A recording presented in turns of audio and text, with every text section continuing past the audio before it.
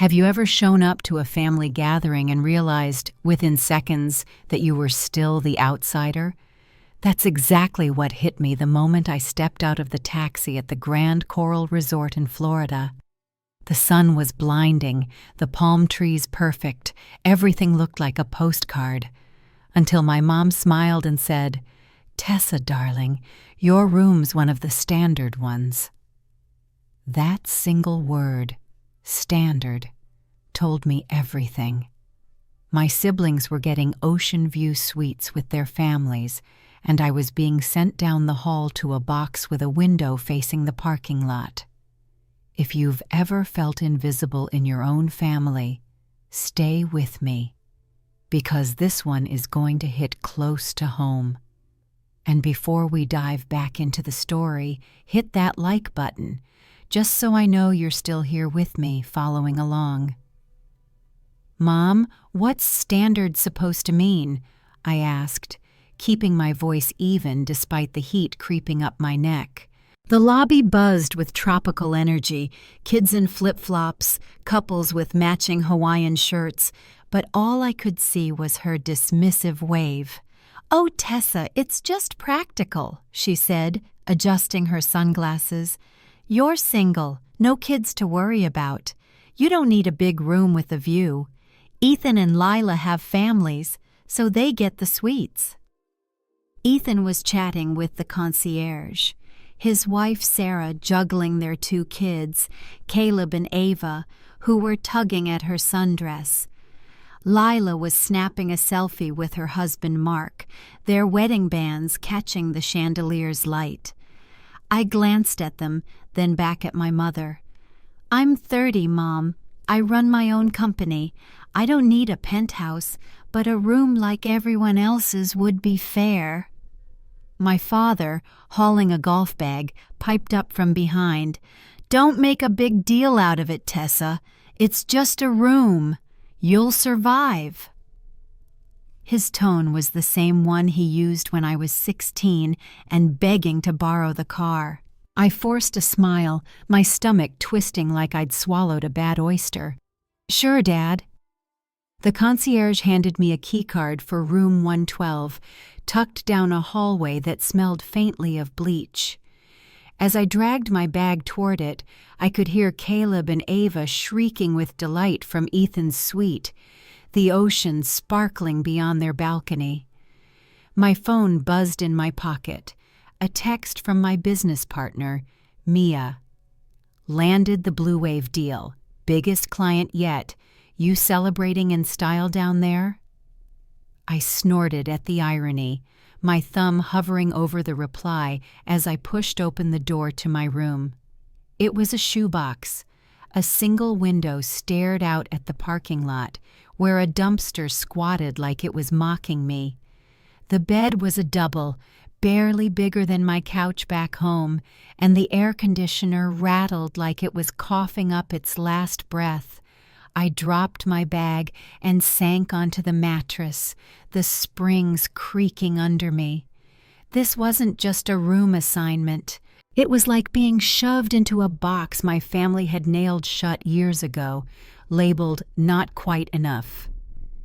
I'd felt this before, 5 years ago, when I threw Mom's 50th birthday party, pulling out all the stops with a catered dinner and a live band at a venue in downtown Austin.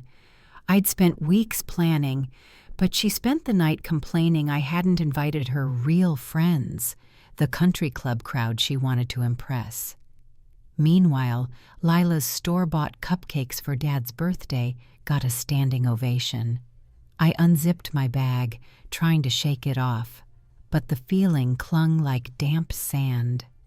Eager to salvage the day, I headed to the beach where the family was gathering for a welcome activity. "Hey, how about a trivia game?" I suggested, picturing us all laughing over silly questions about old family vacations. "We could split into teams, make it fun." Mom barely looked up from her phone. "That's sweet, Tessa, but why don't you take the kids to build sandcastles? The adults want to catch up." "Ooh." She gestured toward Ethan and Lila, already deep in conversation with my parents about their kids' soccer schedules. I bit my lip, nodding as Caleb and Ava ran up, shoving plastic buckets into my hands. "Aunt Tessa, come on!" Ava squealed. I forced a grin, kneeling in the sand, but my chest ached. I wasn't their babysitter. I was the woman who just landed a six-figure deal, whose agency was featured in Ad Week last month. But to my family, I was still the kid who didn't fit at the grown-ups table. Back in my room, I sat on the bed, the hum of the AC drowning out the distant waves. My phone buzzed again. Mia. Blue Wave's thrilled. They want a full campaign by next month. You in? I stared at the screen, the words blurring as my throat tightened. I'd spent months pitching Blue Wave, nailing every meeting, and here I was, staring at a dumpster view because I didn't have a husband or kids to make me worthy. My fingers hovered over the keyboard, but before I could reply, another text popped up, from Mom. "We need to talk right now." My heart skipped. What now? The late August sun streamed through my office windows, painting the Austin skyline in gold as I reviewed the Austin Tech Alliance contract, my pen tapping a rhythm against the desk. Lauren Brooks' deal was a game changer, a chance to scale my agency and cement my name in the industry. The buzz from Blue Wave's success and the Ad Week feature still lingered, and for once, I felt untouchable. My phone had been quiet for days. No calls from Mom, no texts from Ethan or Lila since the 4th of July fallout. I thought maybe they'd finally gotten the hint. Then Jake, my assistant, buzzed the intercom. "Tessa, your mom's here, and, your sister." I froze, my pen still. "Send them in," I said, my voice steadier than I felt. The door opened, and Mom swept in, her designer blouse and pearls screaming country club chic. Lila trailed behind, clutching a tote bag, her eyes darting like she'd rather be anywhere else. The air shifted, heavy with expectation, like the moment before a storm breaks. "Tessa, this office is lovely," Mom said, her smile too bright as she glanced at the awards on my wall, the view of Lady Bird Lake. "You've done well for yourself." Her tone was syrupy, the kind she used when she wanted something. "Thanks," I said, leaning back in my chair, arms crossed.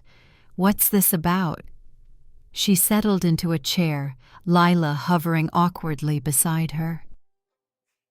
"Labor Day's coming up," Mom said, folding her hands. "We're having a cookout at the house. The whole family will be there. Ethan, Sarah, the kids. We want you there, Tessa. It's time to put this nonsense behind us." "Nonsense?" I raised an eyebrow, my pulse ticking up. "You mean me leaving the reunion after you stuck me in a closet room? Or the kids' table at dinner? Or that fake apology dinner where you told your friends I'm too busy for family?"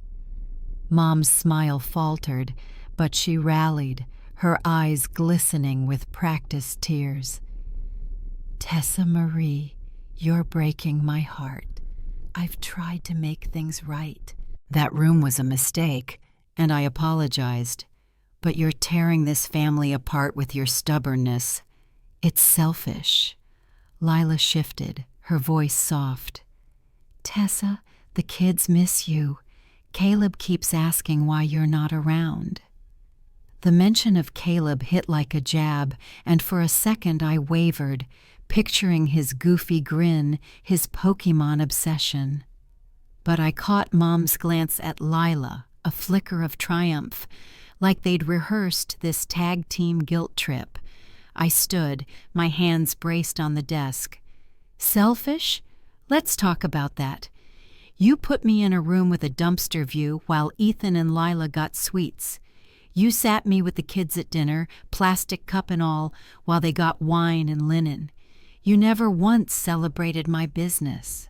Not when I bought my house, not when I won awards, not when Adweek featured me. You don't see me, Mom. You see the daughter you want me to be, and I'm done trying to fit that mold.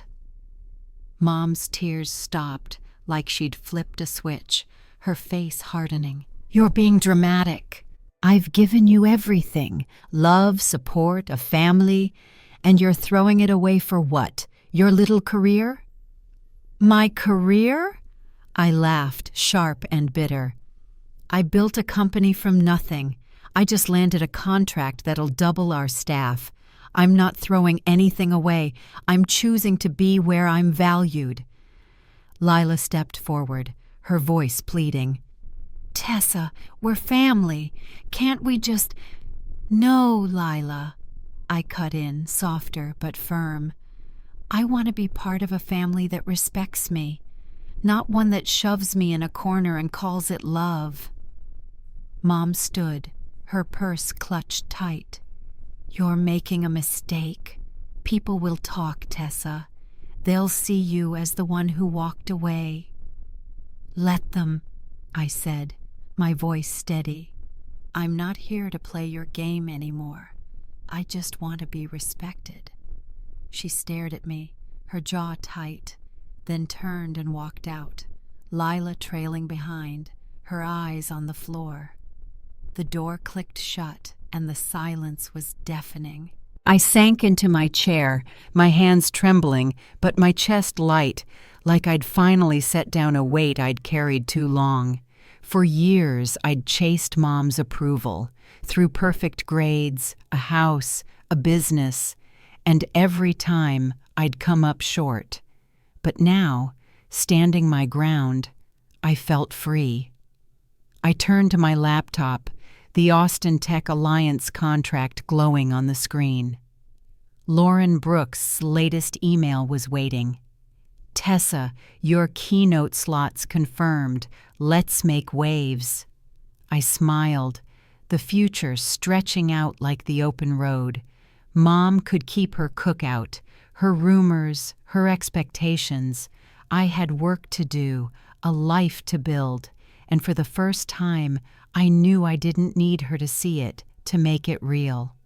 But as I opened the contract, a small part of me wondered if she'd try one last time to pull me back, or if this was really the end of her game. The November air was crisp as I pulled up to Mia's house in East Austin, the porch glowing with string lights and the smell of smoked turkey wafting through the open windows. Friendsgiving was in full swing, tables laden with mac and cheese, cornbread, and Lena's famous pecan pie, laughter spilling out into the yard. I stepped inside, a bottle of Pinot Noir in hand, and was hit with a wave of warmth, not just from the fireplace, but from the faces around me. Mia was stirring a pot of collards. Javier was arguing with Lena over the playlist. Willie Nelson or Stevie Ray Vaughan, and Diane, elegant in a cashmere sweater, was pouring wine like she'd known us all forever. No one asked about my family. No one mentioned the Labor Day cookout I'd skipped or Mom's blow-up in my office. For the first time in months, I could breathe. I set the wine on the table, and Mia pulled me into a hug. "About time you showed up, boss lady," she teased. "Thought you'd be stuck in a meeting with Lauren Brooks." "Nah," I said, grinning. "Even I know when to clock out for pie." Javier raised his glass from the couch. "To Tessa, the queen of work-life balance." Everyone laughed, and I felt a knot in my chest loosen. These were my people, my chosen family, the ones who saw me, not the version Mom wanted me to be.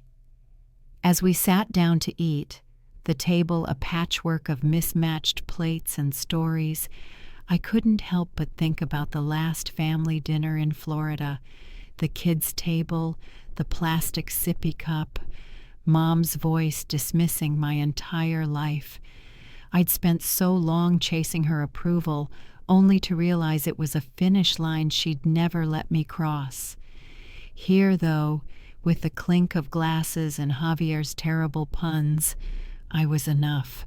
I stood, tapping my fork against my wine glass, the room quieting. "I just want to say something," I started, my voice steady. "You guys, you see me." Not the me who's supposed to get married or show up to every family event, but the me who's building something, who's trying to figure it out. I'm grateful for that. For you. Mia reached over, squeezing my hand. "We're proud of you, Tessa. You're killing it." Diane raised her glass, her eyes warm. "To Tessa, who's rewriting the rules." The table erupted in cheers, and I laughed, my throat tight with something like joy. I thought about the cost, walking away from Mom's expectations, from Ethan's half apology, from Lila's pleas. It hurt, like a bruise I could still feel when I pressed it. But here, surrounded by people who got it, I was starting to heal. My phone buzzed in my pocket as we dug into the food, and I glanced at it, expecting another work email. It was Lauren Brooks, calling from Austin Tech Alliance. I stepped onto the porch, the cool air hitting my face as I answered. "Tessa, you're a tough one to track down," Lauren said, her voice all business. "Your conference campaign pitch was a home run. We want you to run point on our biggest event yet, Southwest Tech Summit, spring next year. It's a 6-figure deal, and you'll have a keynote slot. You in?" My heart skipped, the words sinking in. A 6-figure deal, a keynote to thousands. This was the kind of break that could redefine my agency. "I'm in," I said, my grin so wide it hurt. "Send me the contract." "Done," she said. "You're going places, Tessa. Keep it up." I hung up, the porch lights twinkling against the night sky.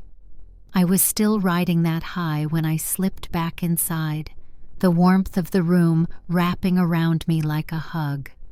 Javier was telling a story about his latest design project, and Mia was passing around seconds of pie. I sank into my chair, the weight of Lauren's call mingling with the laughter around me. This was what winning felt like, not just the contract, but the people who celebrated it with me. As the night wound down, my phone pinged again.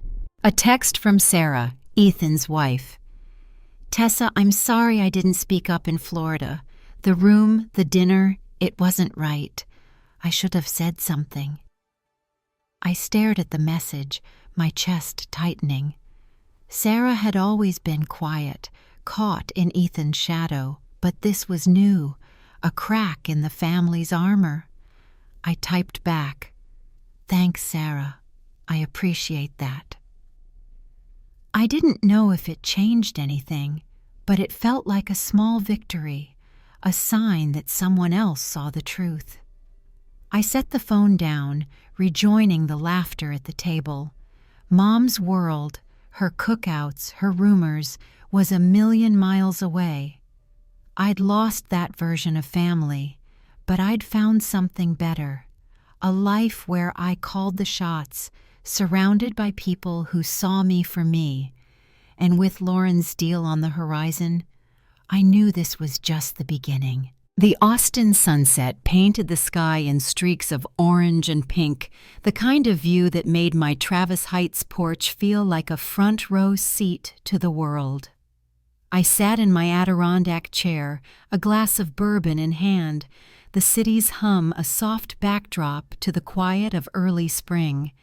It had been 9 months since I walked out of the Grand Coral Resort, leaving behind the dumpster view room and the kids' table, and 6 months since Mom stormed into my office, demanding I fall back in line for her Labor Day cookout. That confrontation had been the final crack in a foundation I'd spent years trying to shore up. Now, with the breeze carrying the scent of blooming jasmine, I was piecing together what it all meant, not just the loss, but the freedom I'd found on the other side. My phone sat on the table, silent for weeks. No calls from Mom, no texts from Ethan or Lila, just a quiet that felt both heavy and liberating. Rachel had filled me in over coffee last month, her yoga calm voice tinged with frustration. "Mom's still telling everyone you ditched the family for your career," she'd said, stirring her latte. "But some of the cousins aren't buying it. They saw how she treated you in Florida." I'd nodded, sipping my espresso, grateful for Rachel's loyalty, but unsurprised by Mom's spin. She'd always been a master at rewriting the story to keep herself center stage. But then Rachel dropped a bombshell. "Sarah and Ethan are getting divorced. Sarah told me she's been thinking about what you did, walking away, standing up for yourself. She said it gave her the courage to leave." I'd nearly choked on my coffee. Sarah quiet. Sarah, who'd sat silently through Mom's stunts, had texted me an apology after Friendsgiving.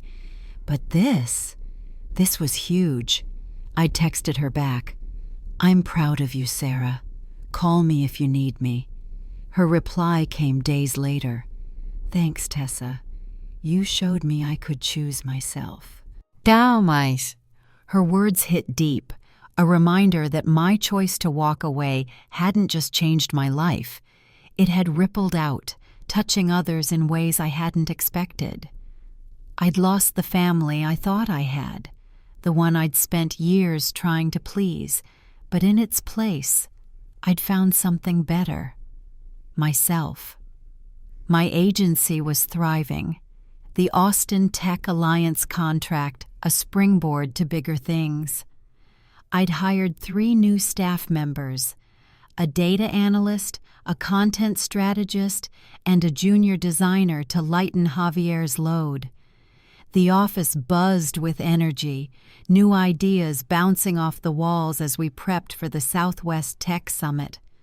Lauren Brooks had called last week, her voice crackling with excitement.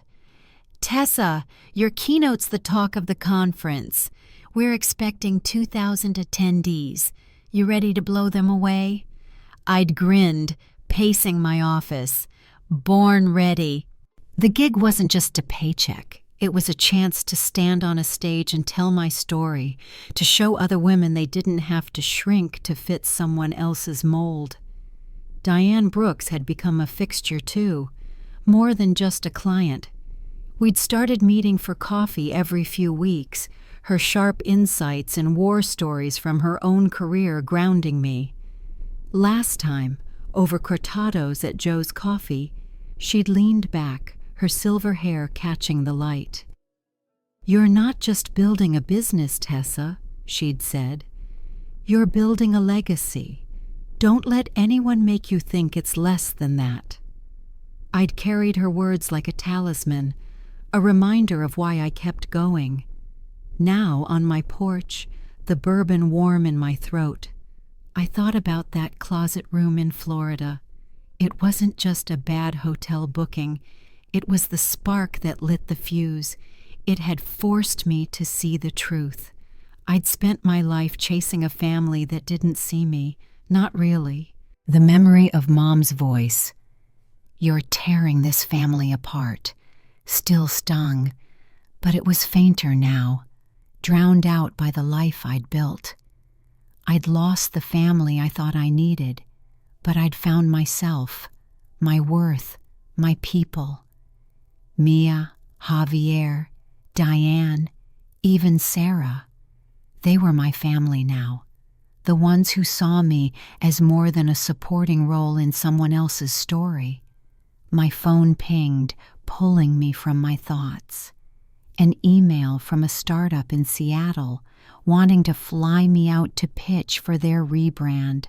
Another door, another chance to grow. I smiled, setting the glass down, the horizon glowing like a promise. I was enough, more than enough, and I was just getting started.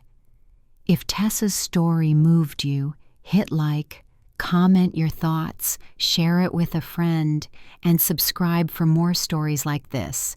We've got another one coming that you won't want to miss. The open-air restaurant at the Grand Coral Resort buzzed with the clink of glasses and the hum of laughter, string lights casting a warm glow over the long table draped in white linen.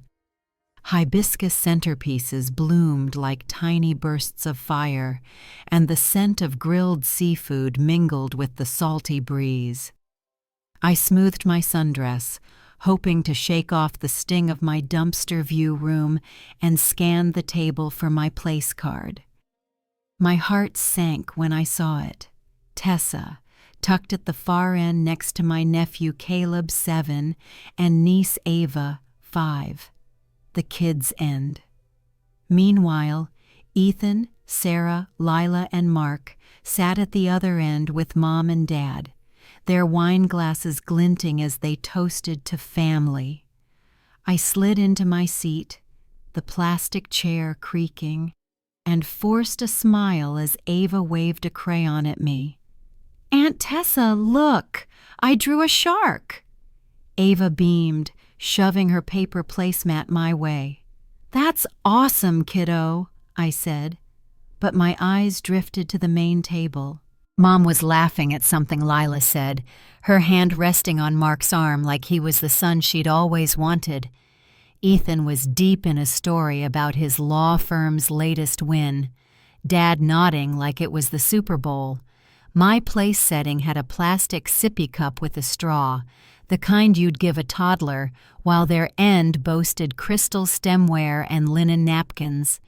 The menu in front of me was a laminated kids' sheet, chicken nuggets, fries, or mac and cheese. I glanced at the waiter delivering plates of seared mahi-mahi to the grown-ups, and my stomach twisted like I'd been kicked. I'd spent all day trying to play along. After the room fiasco, I'd pitched a trivia game on the beach, picturing us all cracking up over memories of our old camping trips. "Sounds fun, Tessa," Mom had said, barely looking up from her phone. "But why don't you take Caleb and Ava to build sandcastles? We're catching up." So there I was, knee-deep in sand, shaping lopsided towers while Ethan and Lila swapped stories about their kids' soccer leagues. Now, at dinner, it was the same script. I was the babysitter, not the sister who'd just landed a feature in Adweek for my marketing agency. "Aunt Tessa, can you cut my chicken?" Ava asked, her big eyes pleading as she pushed her plate toward me. "Sure thing," I said, slicing the nuggets into bite-sized pieces. Caleb was glued to his Nintendo Switch, muttering about Pokémon. I tried to catch Mom's eye, hoping for a nod, a smile, something to say I belonged. She was too busy refilling Lila's wine glass. My phone buzzed in my lap. A text from Mia, my business partner back in Austin. "Blue waves over the moon. They want a full campaign rollout by next month. You're killing it." I stared at the screen, my throat tightening. I'd spent months pitching Blue Wave, a tech startup that could put my agency on the map. Late nights, endless revisions, nailing every presentation, and it had paid off with a 6-figure deal. But here, at this table, that victory felt like pocket change. I was still the odd one out, stuck with the sippy cup while my siblings got the royal treatment. Hey, Tessa, you okay? My cousin Rachel called from the main table, her brow furrowed. She'd gotten married last year, earning her a seat with the adults. Peachy, I said, forcing a grin. Just living the high life with the nuggets down here. She frowned but didn't push.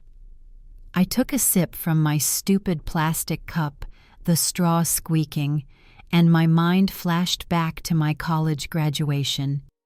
UT Austin, magna cum laude, marketing degree in hand. I'd been so proud walking across that stage, but at the reception, Mom spent the whole time bragging about Ethan's promotion at his firm. When I tried to share my plans for my startup, she'd smiled thinly and said, "That's nice, Tessa, but don't you think you should settle down first?" I was 22. Settle down.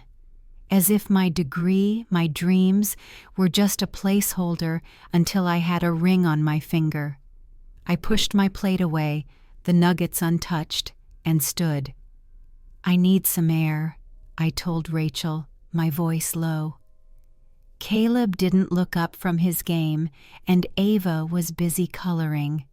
No one else noticed. I slipped out to the patio, the ocean stretching out like a dark mirror under the stars. The waves crashed softly, and I leaned against the railing, my hands shaking. I'd spent my whole life trying to make Mom proud. Perfect grades, a house I bought myself, a business I built from scratch. But tonight, staring at that kid's menu, I realized I'd never be enough, not in her eyes. My phone buzzed again. Another text from Mia. "You good? What's the vibe down there?" I typed back, "Not great. Thinking of cutting this trip short. Meet me at the Driscoll tomorrow?" My thumb hovered over the send button, my heart pounding.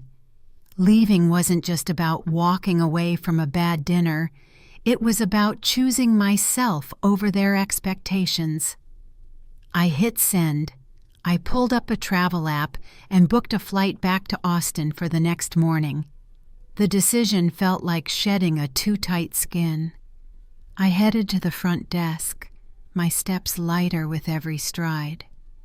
"Hi," I told the clerk, my voice steady. "I need to confirm a flight change.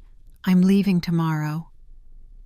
As I walked back to my tiny room, the resort's lights twinkling behind me, I texted Mom.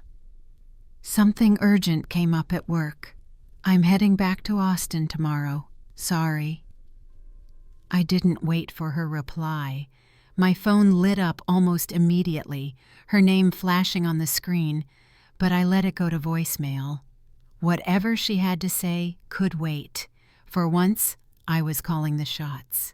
The Austin skyline sparkled through the floor-to-ceiling windows of the Driscoll's bar, its leather booths and dim lighting wrapping me in a familiar comfort as I slid into a seat across from Mia. My flight from Florida had landed a few hours ago, and I was still shaking off the weight of the Grand Coral Resort, that tiny room and the sting of the kids' table.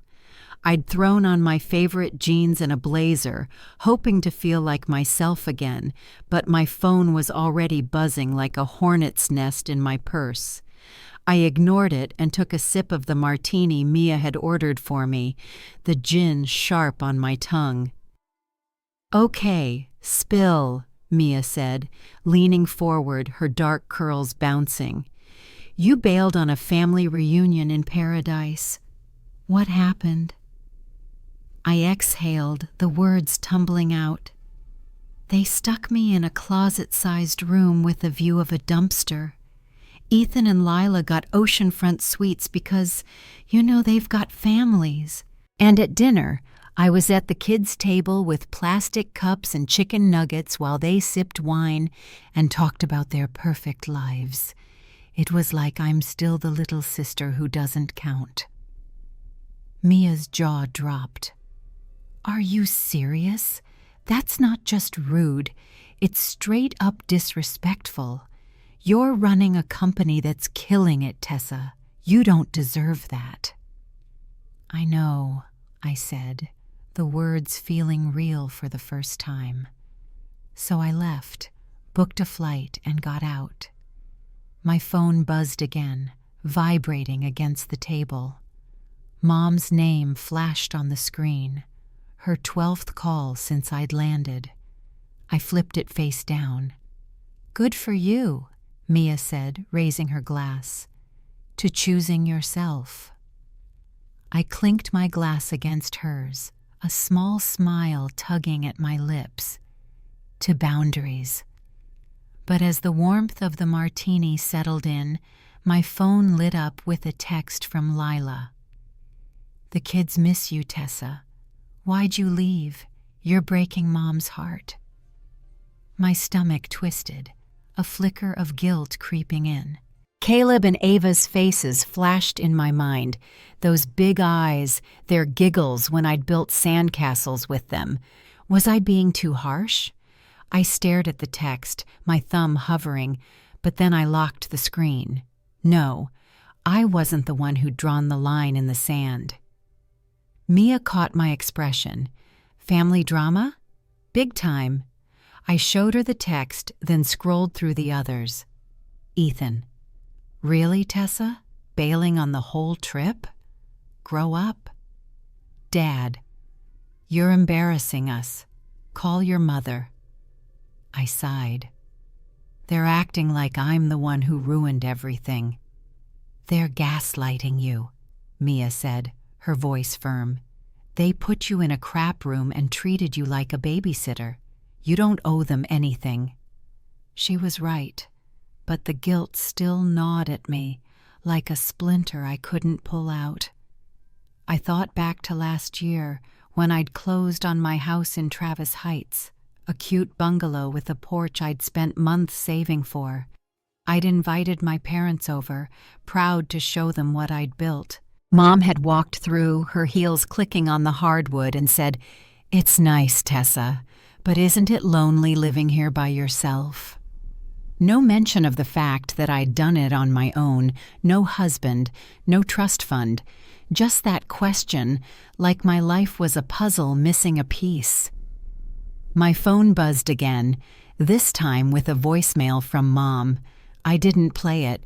Instead, I steered the conversation to work. "Tell me about Blue Wave," I said, leaning forward. "What's the latest?" Mia's eyes lit up. They're obsessed with the campaign pitch. They want a full social media rollout, influencer collabs, the works. I told them you're the genius behind it, so don't be surprised if they start singing your praises. I grinned, the knot in my chest loosening. Blue Wave was our biggest client yet, a tech startup that could put my agency on the map. I'd spent months crafting their pitch, and knowing it was paying off felt like a lifeline. "Let's set up a meeting with them tomorrow," I said. "I need to focus on something I'm actually good at." "Atta girl," Mia said, clinking her glass against mine again. The next morning, I was back in my office, a sleek space downtown with a view of Lady Bird Lake. I was prepping for the Blue Wave meeting when my phone started up again. Mom, Ethan, Lila, one after another, like they'd coordinated an attack. I let the calls stack up in my notifications, focusing on the campaign deck instead. But Lila's text kept echoing in my head. "The kids miss you." I pictured Ava's shark drawing, Caleb's Pokemon obsession. I loved those kids, but I couldn't keep playing the role of the fun aunt who didn't matter. Not anymore. I was about to silence my phone when a new text popped up, this one from my cousin Rachel. "Hey, I told Mom she was out of line with that room assignment. It wasn't fair. Call me if you need to vent." I stared at the message, my throat tightening. Rachel got it. She'd always been the family's free spirit, running her yoga studio and dodging Mom's expectations. Her support was like a crack of light in a dark room. I typed back, "Thanks, Rachel. I'll call soon." But as I set my phone down, another text from Mom landed. "Tessa, we need to talk about this." I didn't reply. I had a campaign to nail and a life to live, one where I wasn't stuck in the shadow of my family's playbook. My office hummed with the energy of a Monday morning, the Austin skyline shimmering through the window as I huddled with my team over the Blue Wave campaign. Laptops glowed, coffee cups littered the table, and Mia was sketching out a social media rollout on the whiteboard. The client had just emailed, raving about our latest pitch. "Tessa, this is game-changing. Can't wait to see the full plan." I grinned, the praise like a shot of adrenaline. For the first time since leaving Florida, I felt like I was exactly where I belonged. But my phone, sitting on the edge of the table, had other plans. It buzzed relentlessly, vibrating so hard it nearly slid off. Mom's name flashed on the screen. Call number 25 since I'd landed back in Austin. I swiped it to voicemail, but the notifications kept piling up. Texts from Dad, Ethan, Lila, a swarm of guilt trips I wasn't ready to unpack. "Everything okay?" Mia asked, catching my glance at the phone. "Just family drama," I said, forcing a smile. "They're not thrilled I bailed on the reunion." "Understatement of the year," she said, tossing me a knowing look. "Focus on Blue Wave. They're eating out of your hand."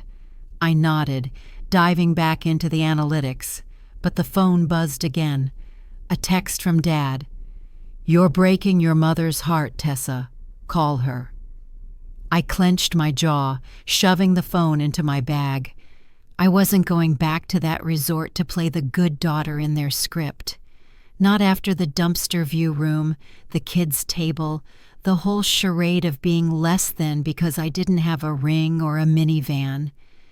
The memory of another slight hit me like a rogue wave.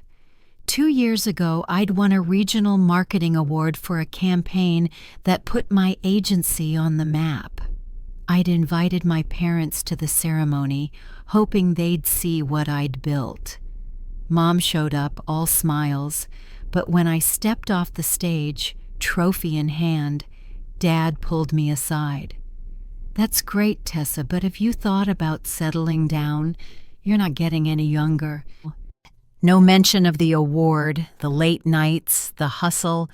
Just that same old question, like my career was a hobby until I checked the married box. I shook off the memory, focusing on the Blue Wave data, but my phone lit up again. This time, a voicemail from Mom.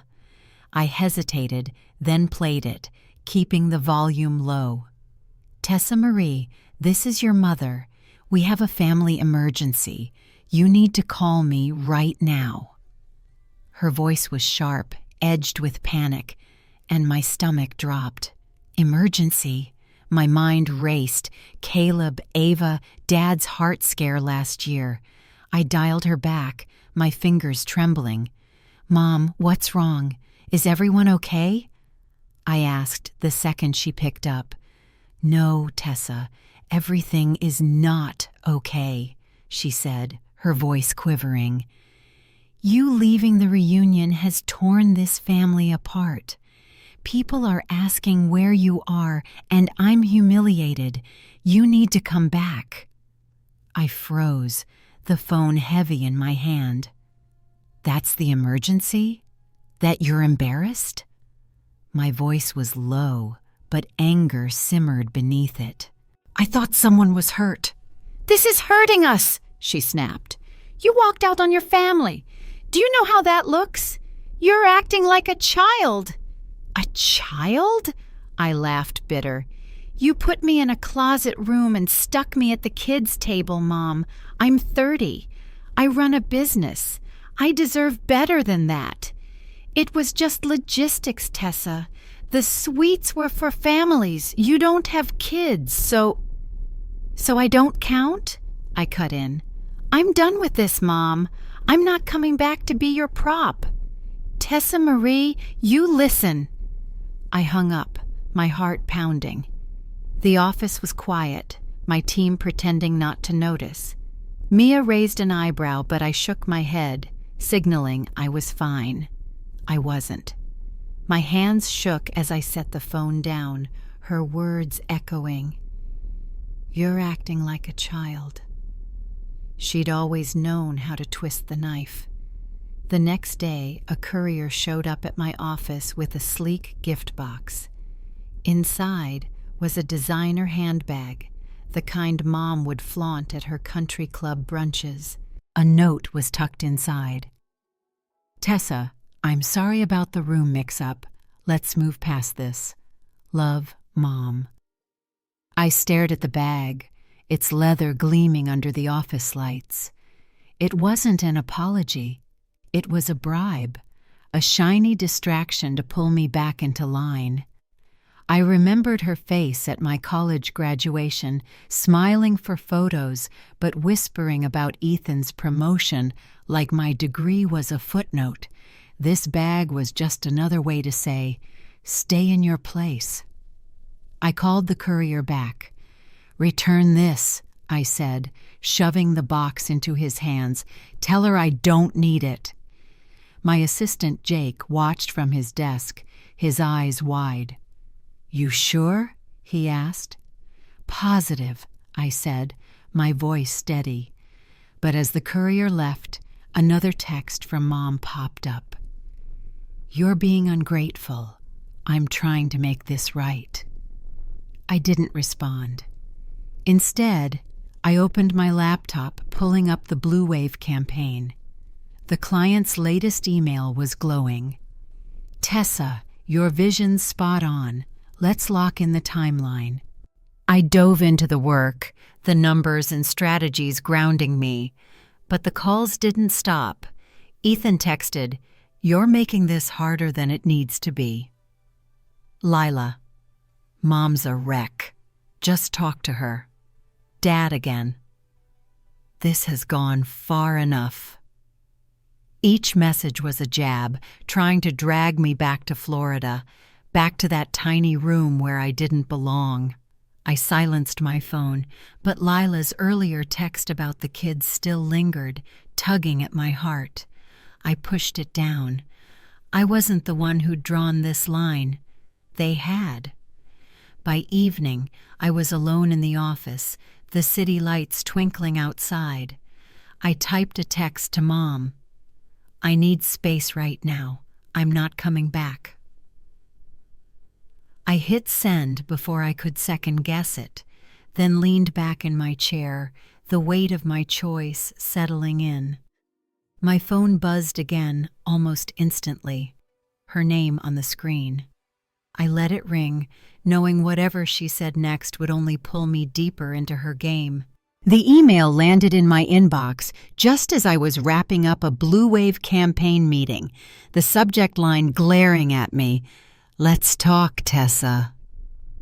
It was from Mom, sent late last night. I hesitated, my finger hovering over the screen, the buzz of my office fading into the background. I'd been dodging her calls for days, ever since I'd left the Grand Coral Resort, and told her I needed space. Part of me wanted to delete it, but another part, the part that still hoped for a real apology, made me open it. Tessa, I'm sorry about the room mix-up in Florida. It was a misunderstanding, nothing more. Let's put this behind us. Come to dinner at the Peach Tortilla tomorrow night. I want us to make things right. Love, Mom. My heart gave a cautious lurch. An apology? Maybe she'd finally seen how unfair it was to shove me into that closet room while Ethan and Lila got sweets. Maybe she was ready to listen. I leaned back in my chair, the Austin skyline glinting through the window. I wanted to believe her, wanted to think we could sit down like adults and hash it out. If you're rooting for Tessa to stand her ground, hit that like button and let's keep going. I typed a quick reply, "Okay, I'll be there." Then I buried myself in work, tweaking ad copy for Blue Wave, trying to ignore the flicker of hope in my chest. The Peached Tortilla was packed the next evening, its modern vibe, exposed brick, pendant lights, the smell of tacos and bourbon, bustling with Austin's after-work crowd.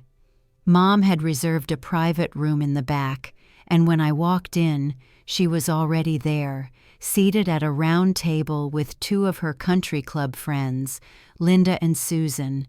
Ethan and Lila were there too, with their spouses, all dressed like they were auditioning for a lifestyle magazine. I smoothed my blazer, feeling underdressed despite my best black dress. Mom stood, her smile wide but brittle, and hugged me like we were being photographed. "Tessa, you made it! Sit. I took the chair next to her, expecting a real conversation, but the vibe was off. Linda launched into a story about her daughter's new lake house, and Susan chimed in about her grandkids' private school. I waited for Mom to steer things to the misunderstanding, but instead she turned to her friends, her voice carrying that performative lilt I knew too well. "Oh, Tessa's been so busy with her little business, haven't you, dear? Too busy to spend time with family, but we're just thrilled she could make it tonight." My fork froze halfway to my mouth, the shrimp taco suddenly tasteless. Little business? I'd just landed a 6-figure deal with Blue Wave. My agency was featured in Ad Week, and she was reducing it to a hobby. Worse, she was spinning a story to her friends, painting me as the daughter too caught up in work to care about family. Ethan and Lila exchanged glances but said nothing, sipping their drinks like this was just another Tuesday. I set my fork down, my pulse hammering. "Mom, I'm here to talk about Florida. The room, the kids' table, let's clear that up." Her smile didn't waver, but her eyes narrowed. "Oh, Tessa, that was just a mix-up. You're making it bigger than it is. Let's enjoy dinner." Linda and Susan nodded, their smiles sympathetic, like I was the one being dramatic. "A mix-up?" I said, my voice low but sharp. "You put me in a room with a dumpster view and sat me with the kids while Ethan and Lila got the royal treatment. That's not a mix-up. That's a choice." The table went quiet, the clink of glasses from the main dining room suddenly loud. Mom's face flushed, but she laughed, a forced trill. "Tessa, you're so sensitive. It was about space, not you. You don't have a family to accommodate." The word family hit like a slap. I stood, my chair scraping the floor. "I'm done here," I said, grabbing my purse. "If you want to talk for real, you know where to find me." "Tessa Marie, sit down," Mom hissed. But I was already halfway to the door, the humid Austin night hitting me as I stepped outside. My hands shook as I called an Uber, the betrayal sinking in. That email wasn't an apology. It was a trap to make me play the good daughter in front of her friends. Back at my apartment, I poured a glass of wine and called Javier, my graphic designer and new friend at the agency. He picked up on the second ring. "Yo, Tessa, what's up? You sound wrecked." I told him everything, the email, the dinner, Mom's performance. "She didn't even try to understand," I said, pacing my living room. "She just wanted to save face." Javier sighed. Sounds like my dad. When I told him I was going into design instead of engineering, he said I was throwing my life away. Took me years to stop trying to prove him wrong. You can't make them see you if they don't want to. His words hit home, grounding me. Javier had come to Austin from Houston, chasing his own path despite his family's expectations. Knowing he got it made me feel less alone. Thanks, Javier, I said. I just need to stop hoping they'll change. You're doing the right thing, he said. Focus on you. You're killing it at work. I hung up, staring at my phone. A new text from Mom. You embarrassed me tonight. We're expecting you at the 4th of July barbecue. I laughed, bitter, and tossed the phone onto the couch. No way was I going to that barbecue, not after this. I wasn't just setting boundaries anymore. I was building a wall, and I'd decide who got to cross it. The hum of my office felt like a sanctuary, the Austin skyline a steady backdrop as I leaned over my laptop, tweaking the final slides for Blue Wave's campaign. My team buzzed around me, Mia scribbling on a whiteboard, Javier mocking up visuals, the air thick with coffee and ambition. We were days away from the big rollout, a social media blitz that could make or break our rep with this tech startup. Their CEO had emailed that morning, Tessa, your pitch was stellar. Let's nail this. I was riding that high, finally in my element after the disaster of Mom's fake apology dinner. But as I saved the deck, my assistant Jake poked his head in. Tessa, you've got a call from Diane Brooks. Says it's urgent. I frowned, grabbing the phone. Diane was a new client, a sharp-eyed entrepreneur who'd hired us for a small project after meeting me at a networking event. Hey, Diane, what's up? Tessa, I just heard something troubling, she said, her voice low. A competitor, Brightspark Marketing, is spreading rumors that your agency's overcommitted and dropping the ball on Blue Wave. I got a call from a colleague who's tight with their team. Thought you should know. My stomach dropped like I'd missed a step. Brightspark was a rival agency known for playing dirty to snag clients. That's nonsense, I said, gripping the phone. We're ahead of schedule. Blue Wave's thrilled. I believe you, Diane said, but you need to lock this down. Rumors like that can spook clients. I thanked her and hung up, my pulse racing. Losing Blue Wave would be a gut punch, not just for the revenue, but for what it meant to me. This was my chance to prove I was more than the kid stuck at the family reunion's kids' table. I called an emergency team meeting. Brightspark's trying to sabotage us, I told Mia and Javier, pacing the conference room. We need to double down, get Blue Wave on a call, and show them we're bulletproof. Mia nodded, already pulling up data. Let's flood them with proof. Metrics, mock-ups, timelines. They won't know what hit 'em. Javier cracked his knuckles, grinning. I'll polish the visuals tonight. Let's make Brightspark eat their words. We worked late, the office glowing against the dark skyline. I dug into analytics, pulling engagement stats from our test campaigns. Mia drafted a killer presentation, and Javier turned our concepts into sleek, scroll-stopping graphics. By midnight, we had a deck that screamed confidence.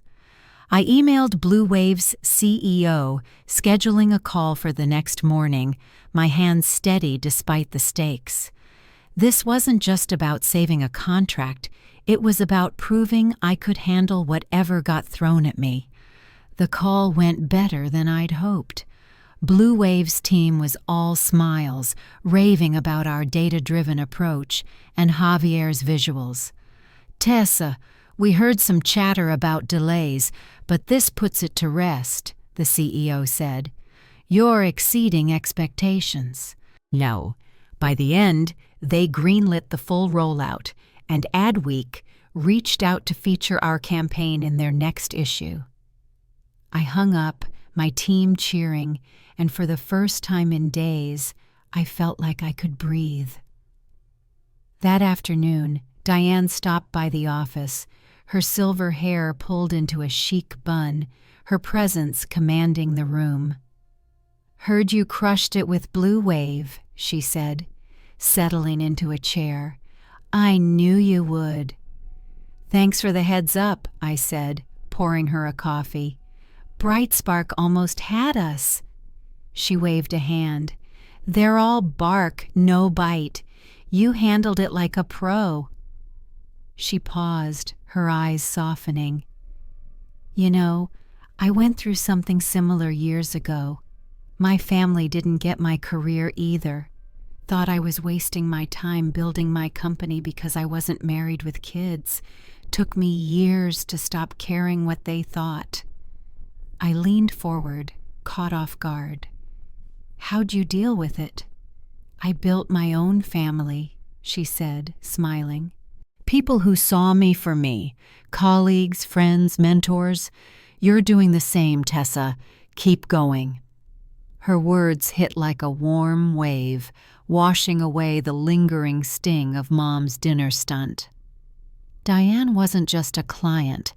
She was someone who saw the world the way I did, who'd fought the same battles and come out stronger.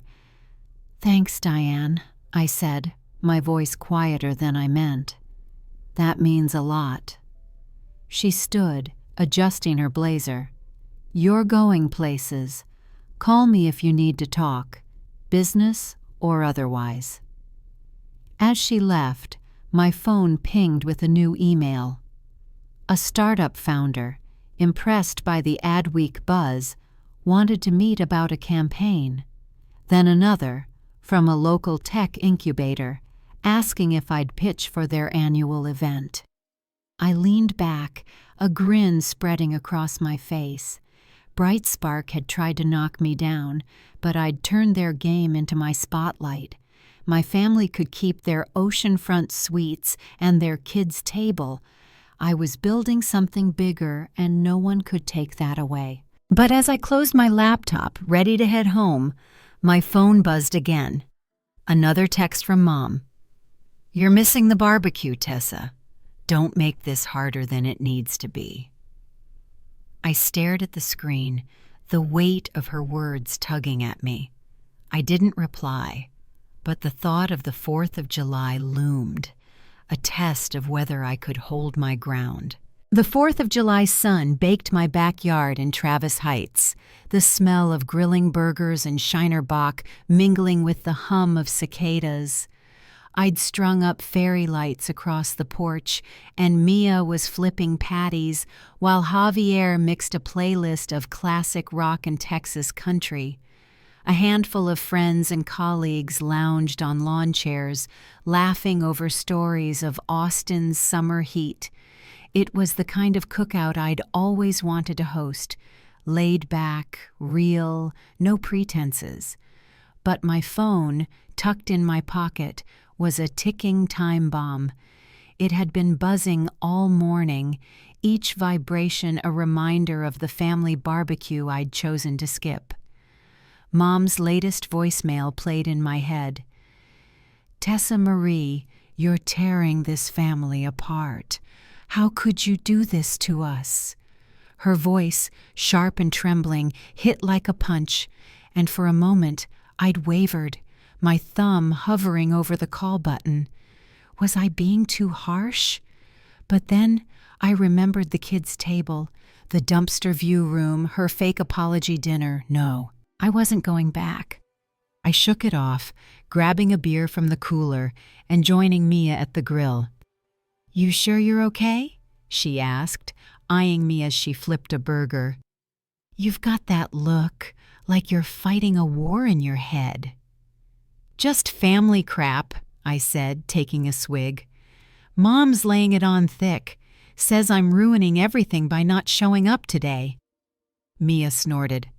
"She's the one who stuck you in a closet and called your agency a little business. She doesn't get to play the victim." I nodded, but her words didn't erase the ache. I thought back to 2 years ago when I'd landed my first national client, a big deal for my agency, a step toward the big leagues. I'd called Dad, bursting with pride, expecting him to match my excitement. Instead, he'd said, "That's nice, Tessa. Did you hear Ethan just made partner at his firm?" The memory stung like salt in a cut.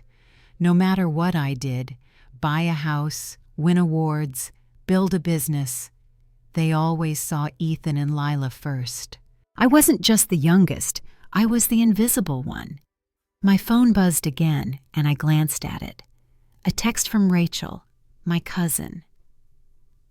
"Mom's telling everyone at the barbecue you're too busy with work to care about family.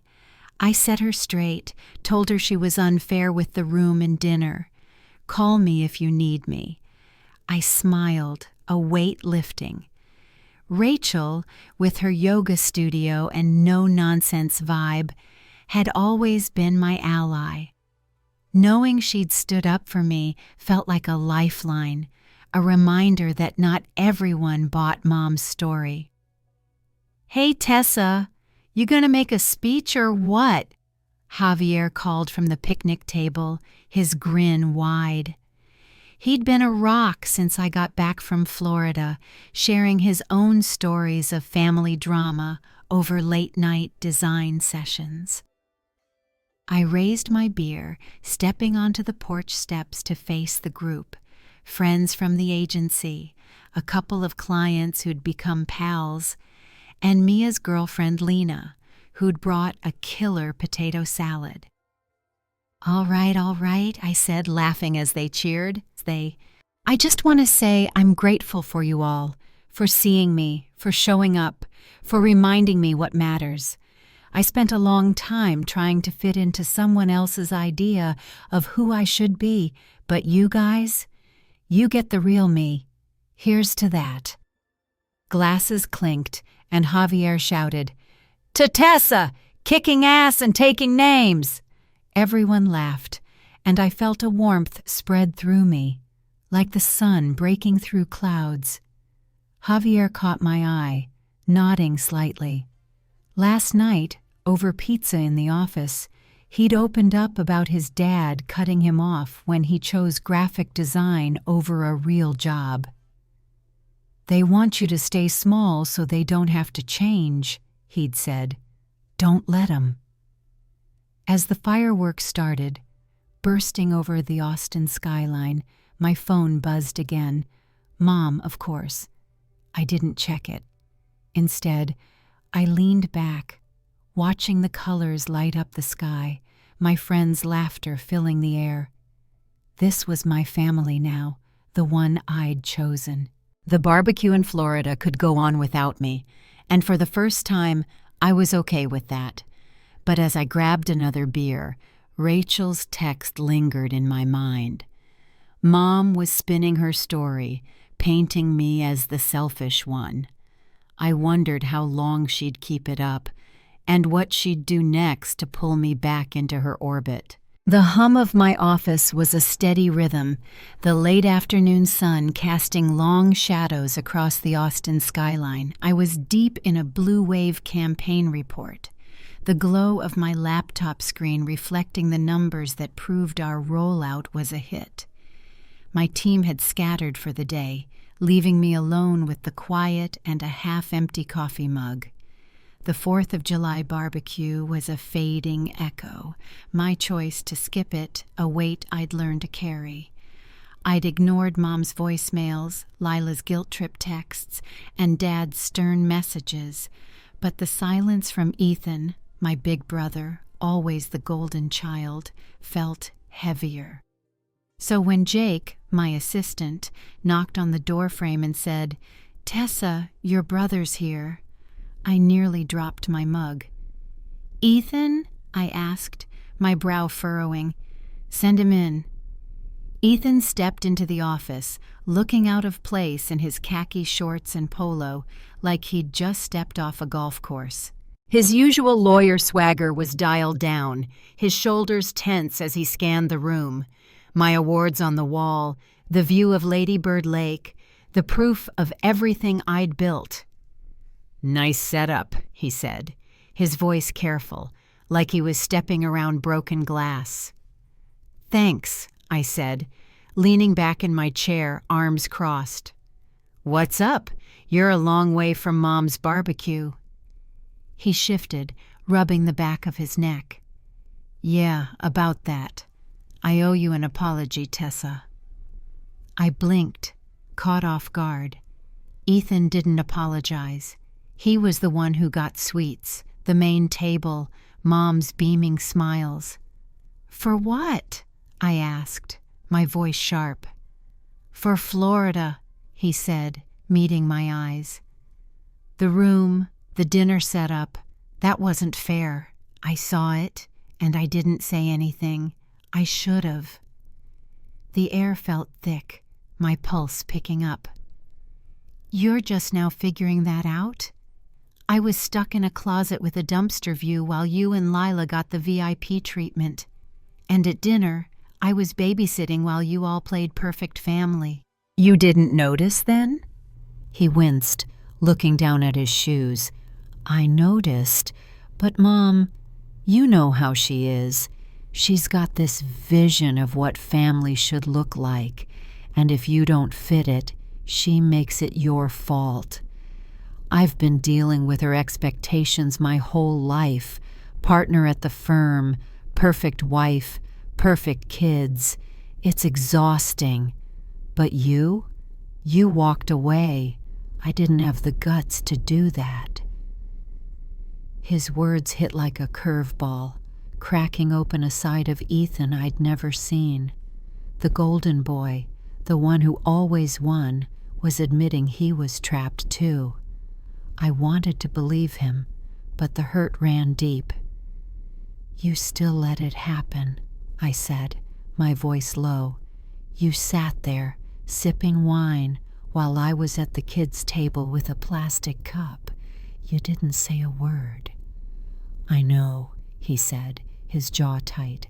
"I'm sorry, Tessa. I don't know how to fix it, but I'm trying to say I get why you left." I stared at him, my chest a tangle of anger and something softer, pity maybe. I wanted to forgive him, to hug my big brother and pretend we could go back to the days when we'd sneak cookies from the kitchen and laugh until we couldn't breathe. But forgiveness wasn't that simple. "I appreciate the apology," I said finally, "but I need time. You don't get to say sorry and make it all okay." He nodded, his eyes tired. "Fair enough. I don't want to lose you, Tessa. Not completely." He left, the door clicking shut behind him, and I sank into my chair, my mind spinning. Could I trust him? Or was this another family play, a way to pull me back into their orbit? I thought about all the times I'd been sidelined. Graduation, my first big client, my housewarming, when Mom had asked if I was lonely instead of celebrating my milestone. Ethan had been there for all of it, silent, complicit. But now he was here, cracking open the door to something new. I didn't know if I could walk through it yet. My phone rang, snapping me out of it. Diane Brooks' name lit up the screen. I answered, still reeling. "Hey, Diane." "Tessa, you're a hard woman to pin down," she said, her voice warm but brisk. "I'm putting together a marketing conference for Austin Tech Alliance next month. We want you as a speaker. Your Blue Wave campaign's the talk of the town. You in?" My heart skipped. Ethan's confession fading into the background. A speaker slot at a major conference? That was next level. "Absolutely," I said, a grin breaking through. "Send me the details." "Will do," she said. "You're going places, kid. Keep it up." I hung up, the office quiet except for the hum of the AC. Ethan's apology, Diane's offer. They pulled me in opposite directions, one toward a past I wasn't sure I could mend, the other toward a future I was building myself. I didn't have answers yet, but I knew one thing. I wasn't going back to being the sister who didn't count. The morning light poured into my office, glinting off the glass awards on my shelf as I scrolled through emails, the buzz of the Blue Wave campaign's success still humming in my veins. Ethan's unexpected apology yesterday had left me rattled, a mix of hope and doubt swirling in my chest, but I was trying to focus on work, on the future I was building. My phone pinged with a text from Rachel, my cousin, and I braced myself, expecting another family guilt trip. Instead, her message made my jaw drop. "Heads up, Tessa. Mom's been telling everyone at the barbecue you're too wrapped up in your career to care about family. I called her out, said it was unfair, just wanted you to know." I stared at the screen, my pulse spiking. So that's how Mom was spinning it, painting me as the selfish daughter who ditched the family for her little business. The same woman who'd stuck me in a closet room and sat me at the kids' table was now playing the victim to her country club crowd. I wanted to be furious, but part of me wasn't surprised. She'd always had a knack for twisting the narrative to keep herself in the spotlight. I remembered 3 years ago when I'd launched my agency, pouring every dime and sleepless night into it. I'd invited her to our first big client pitch, hoping she'd see what I was building. She'd smiled, patted my hand, and said, "It's cute, Tessa, but don't you think it's a bit unstable? You should focus on finding someone." Not a word about my hustle, my vision, just a nudge toward a life she thought I should want. I was about to text Rachel back when my email pinged with a new message, the sender's name stopping me cold. Lauren Brooks, CEO of Austin Tech Alliance. I opened it, my breath catching. "Tessa, I heard about your work on Blue Wave. Impressive stuff. I also heard you've been blazing your own trail, prioritizing your career over family obligations. I admire that kind of independence. We're hosting a tech conference next month and need a marketing lead. Can we meet to discuss?" I leaned back, a laugh bubbling up, sharp and disbelieving. Mom's rumor, meant to drag me down, had somehow reached Lauren Brooks, and she saw it as a badge of honor. The irony was almost too good. I typed a quick reply, setting a meeting for tomorrow, my hands steady, despite the mix of anger and triumph churning inside me. Mom thought her gossip would break me, but it was opening doors she couldn't even imagine. The next day, I met Lauren at a coffee shop on South Congress, its funky vibe, mismatched chairs, local art on the walls, matching her energy. She was in her 40s, all sharp blazer and sharper eyes, sipping an oat milk latte as she laid out her vision. "We want a campaign that cuts through the noise," she said. "Your Blue Wave work shows you can do that. I want you to lead marketing for our conference, full creative control, big budget. You in?" I didn't hesitate. "Absolutely," I said, my voice firm. We spent the next hour hashing out details, social media blitz, influencer partnerships, a keynote slot for me to pitch to thousands. By the time we shook hands, I'd landed the biggest contract of my career, one that would let me hire more staff and put my agency on the national map. As I walked back to my car, the Austin sun warm on my shoulders. I felt like I was floating. Mom's attempt to shame me had backfired spectacularly, turning her words into my stepping stone. Back at my apartment, I poured a glass of wine and sank onto the couch, Rachel's text still on my mind. I was pissed that Mom was smearing my name, but the sting was dulled by Lauren's email, by the deal I'd just closed. I thought about calling Rachel, thanking her for having my back, but my phone buzzed with another message from Mom. "You're making a mistake, Tessa. People are talking." I snorted, setting the phone face down. Let them talk. Their whispers were building my empire. I stood, crossing to the window, the city lights twinkling below. Mom thought her rumors would keep me small, but they'd done the opposite. They'd lit a fire. I was done playing her game, done trying to fit into her narrow idea of family. But as I sipped my wine, a small part of me wondered what she'd try next to pull me back in.